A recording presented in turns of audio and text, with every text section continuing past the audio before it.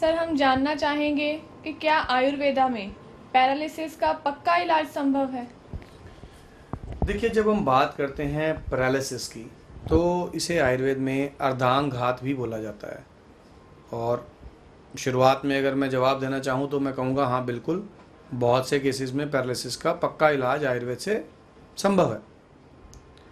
यहाँ पर जो चीज़ ध्यान में रखने की है वो ये है कि पैरालिसिस एक छोटा सा शब्द है जो बहुत से रोगों को अपने अंदर समा लेता है। पैरालिसिस के केस में एक बहुत इंपॉर्टेंट चीज़ जो जानने योग्य है वो ये है रीज़न ऑफ पैरालिसिस।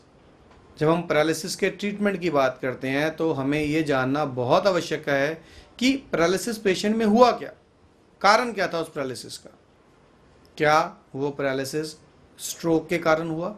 स्ट्रोक अर्थात बीपी के बढ़ने के कारण या किसी अन्य कारण से ब्रेन में आने वाले क्लॉट को बोला जाता है। नॉर्मल भाषा में इसको लोग कहते हैं कि क्लॉट आ गया जी ब्रेन में, दैट इज़ बेसिकली स्ट्रोक। या क्या वो न्यूरोपैथी के कारण है?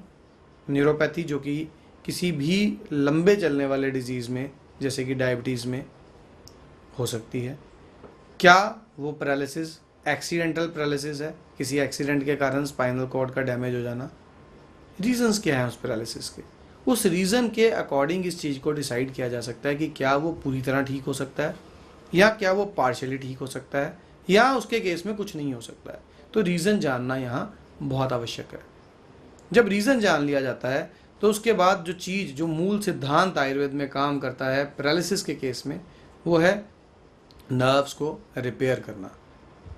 एलोपैथी में ये माना जाता है कि नर्व फाइबर अगर एक बार डैमेज हो गया है तो दोबारा से उसे रिपेयर नहीं किया जा सकता है। यही एक मेजर रीज़न है कि एलोपैथी में पैरालिसिस के पेशेंट्स की मैनेजमेंट की जाती है। मैनेजमेंट का मतलब है कि मान लीजिए एक नर्व के 10 फाइबर्स हैं। ये बिल्कुल एक बिजली की तार के समान है कि मान लीजिए एक बिजली के तार के अंदर कॉपर की 10 वायर्स हैं छोटी छोटी।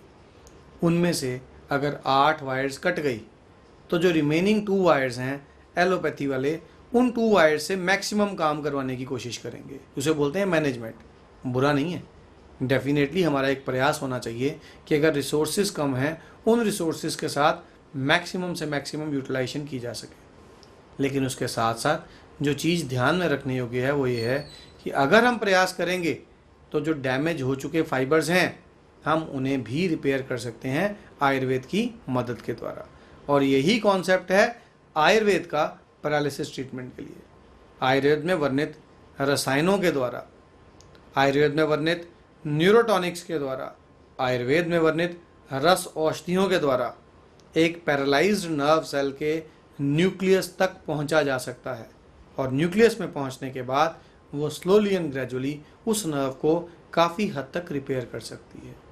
अगर हम एक्सीडेंटल केसेस को एक साइड पे कर दें जिनमें कि नर्व का एक बहुत मेजर हिस्सा डैमेज हुआ हो, तो बाकी सभी केसेस में आयुर्वेदिक ट्रीटमेंट के द्वारा, खासतौर पे जो हम निरोगम पर रस क्रिया के द्वारा आयुर्वेदिक मेडिकेशंस प्रिपेयर करवाते हैं, डे 1 से जो पेशेंट है वो अपने अंदर इम्प्रूवमेंट महसूस करता है।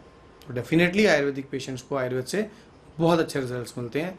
और इसमें और इम्प्रूवमेंट के लिए पेशेंट पंचकर्मा को शामिल कर सकता है।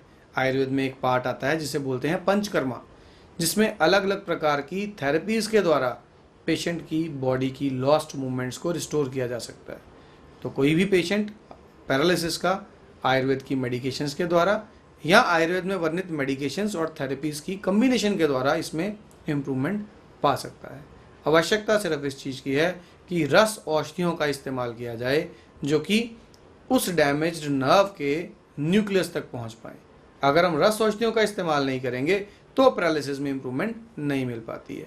इसीलिए निरोगम में हम रस औषधियों के द्वारा पैरालिसिस का बहुत अच्छा ट्रीटमेंट देते हैं और पेशेंट्स में रिकवरी बहुत अधिक होती है इसमें।